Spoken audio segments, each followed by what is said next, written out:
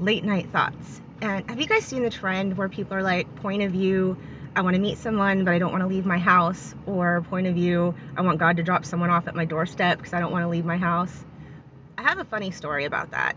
It's actually how I met Josh, my boyfriend of, gosh, it's going on 5 years since we met, and he did pass away last spring, but how we met is a pretty funny story, and that is what happened. I got dropped off at his front door. So both of us had sworn off relationships.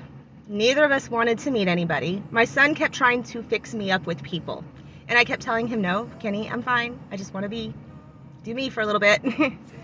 And he started a new job. He was trying to save up for a car. So I would drop him off, but he would get rides sometimes from work. And he was telling me for like 3 months about this guy that had trained him, that was kind of mentoring him and taking him under his wing. And he called me at work and he's like, Mom, don't worry about picking me up after work. I'm gonna go back to Josh's house. He's having a cookout this weekend, kind of a belated birthday party, and I'm gonna help him chop wood. I was like, okay, where does he live?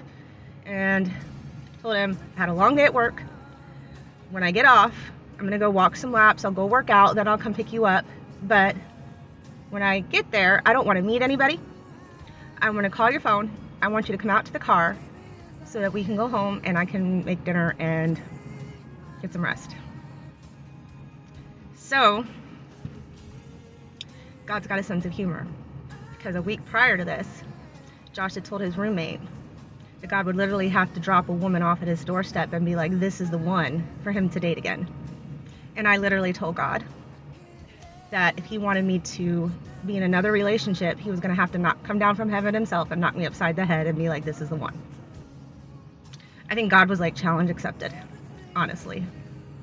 So I get there, and of course my son, his phone died. He did not answer the phone. He did not come out to my car.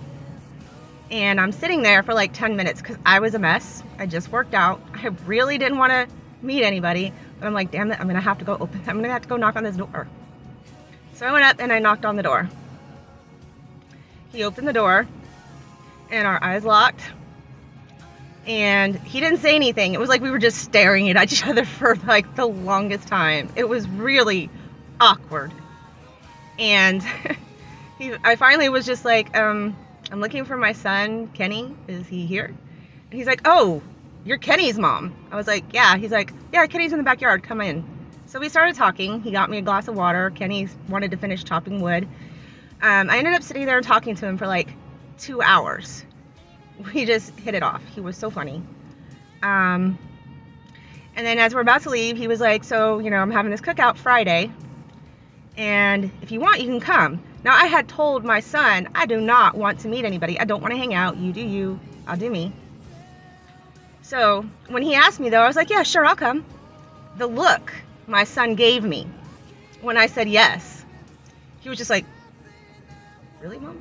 I was like, yeah, sure, I'll come. So Friday comes around, and I showed up. I had to work, so I grabbed a bag of marshmallows because I knew they were having a fire, and I love roasted marshmallows. I hung them in a tree so that ants wouldn't get on them in a bag. And him and I are talking, and they're hitting it off. But I was noticing that it was just me, him, my son, and his roommate. And my roommate and his roommate and my son, he did end up being my roommate later, went in the house. So we were talking, we were hitting it off. I decided I wanted a marshmallow. And I went to get one out of the bag, accidentally bumped my head on a tree branch, fell backwards, and fell into the fire. He had to pull me out of the fire and put the fire out. He was so focused on my hips and putting the fire out on my jeans that he did not notice that my foot was still in the coals. 2nd and 3rd degree burns. He did first aid on me. I did end up going to the ER, and the next day around 8 o'clock is when I actually left the ER. He ended up calling on me, calling my son, because I didn't give him my number, to check on me, and asked, since I was in the hospital all day, and would I want to come over for dinner, because he was cooking and he figured that I would be hungry and probably didn't feel like cooking. And that's how we met, and that's how we started talking. So God literally knocked me upside the head and dropped me off at his doorstep.